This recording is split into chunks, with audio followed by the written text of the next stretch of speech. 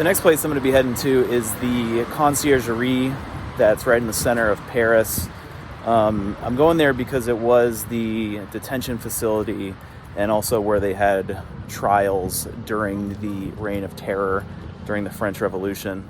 So the Reign of Terror is most commonly associated with the ironically called the Committee for Public Safety, headed by Maximilien Robespierre, and they were in charge of rooting out any suspected counter-revolutionaries during the French Revolution. So anybody that wanted to roll back the French Revolution, bring back kind of the old ways of doing things, this is really considered the most radical, part of the French Revolution. And in the Conciergerie, something like almost 3,000 people were sentenced to death here, or were held here before they were sentenced to death.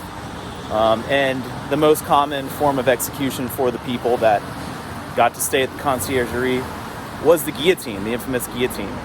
And the guillotine was used because it was considered a more humane form of execution. And I kind of feel weird saying this, but it kind of was a more humane form of execution. Considering like what they were doing at the time, and you could look it up. You could look up like medieval European execution methods. Like there's no shortage of information on it, and it's brutal. It's really horrible how they used to carry out the death sentence, and also a lot of it determined on your social class too, like how you're going to get killed.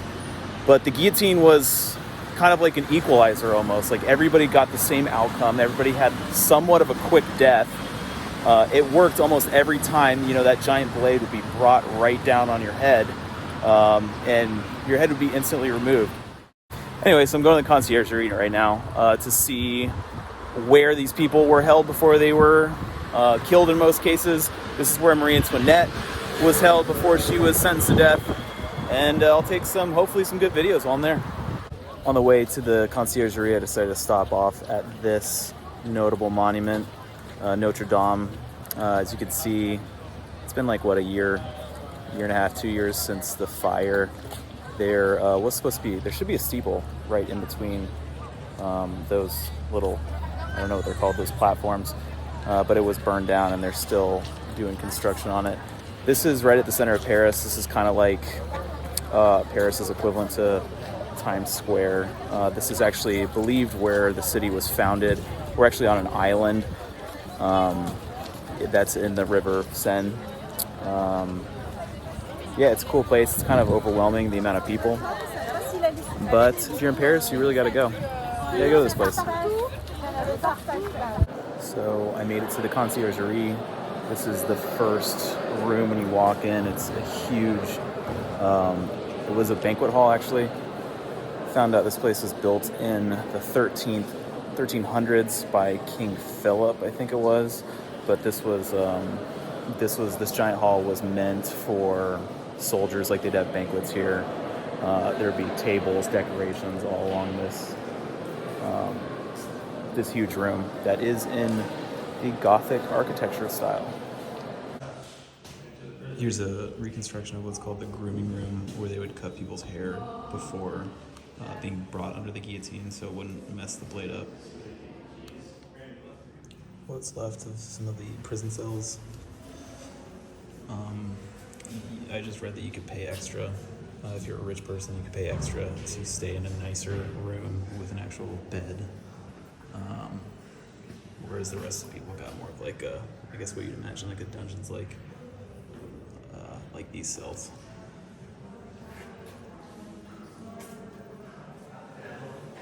And making a statue for the guy responsible for most of the killing, Maximilien Robespierre, who would eventually die under the guillotine. So right now I'm in a chapel that's dedicated to Marie Antoinette. It was dedicated by Louis XVIII, the brother of Louis XVI that replaced him after Napoleon, after the Revolution.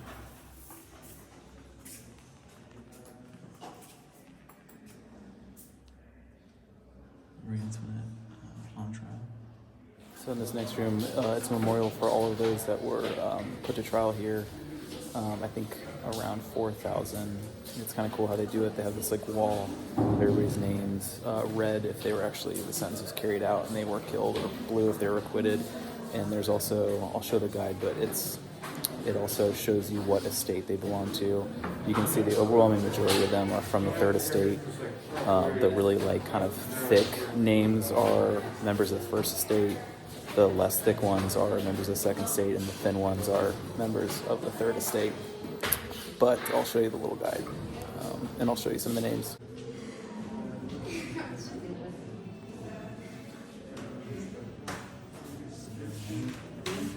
Said it wrong. It's actually nobility are the thick ones, clergy are the less thick ones, and the third estate are the thin ones.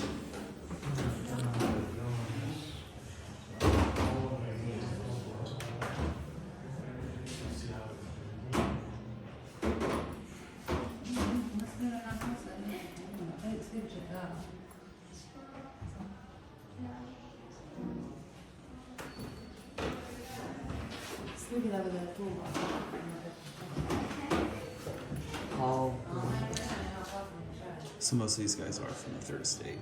It may be hard to see, but most of them are kind of like the flat ones.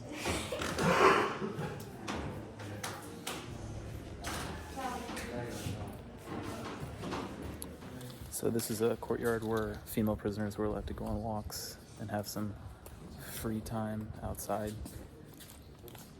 And there's like a little wall over there. It's all in French, but it's women of the French Revolution. I think women that were here before they were either acquitted or sentenced to die. Right in the middle of this prison. All right, so I am on the Seine now. Just finished up with the Conciergerie, and there's a couple things I want to reflect on. One thing I learned was that people they didn't really spend a whole lot of time at the Conciergerie. Usually it was a pretty quick process where people were accused of a crime and either they were found guilty or acquitted within a matter of a couple days. In the case of Marie Antoinette, she was there for a little over 70 days for her trial. And I have a lot of mixed feelings about Marie Antoinette and how she was treated. I am not a fan of monarchs. Overall, I think that the French monarch had to go. And I think that was probably one of the best outcomes of the French Revolution, is that they got rid of their king, at least for a while. And Louis XVI was executed. His trial, his ordeal was pretty quick. He died with some level of dignity. He got rolled out in his royal carriage. He got to have a speech before he was executed. Marie Antoinette was a little different, however. She had a prolonged trial. She was executed about 10 months after her husband was. And a lot of what she was accused of was sexual in nature. I think it kind of reflected how people viewed women at the time. Her son was likely coerced to testify that she molested him. And this is a public trial. And in general, her experience was way more humiliating than that of her husband's. Once she finally was sentenced to death, she was put on the back of a hay cart, and she was brought to the execution site via like an open hay cart. And by the way, nobody got executed at the Conciergerie. At that prison that I was just at. They would house the people standing trial, have the trial there, and then they'd move them a couple blocks into the center of the city where they would have public executions.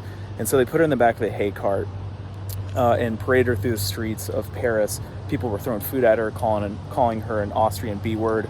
A lot of her hatred was motivated by the fact that she was a foreigner. She was not from France. She was part of the Austrian royal family. She was a Habsburg. She was not given any last words as well. And she had all of her hair cut. So that, which I did find out that everybody, before they were sentenced to death by the guillotine, they had their hair cut.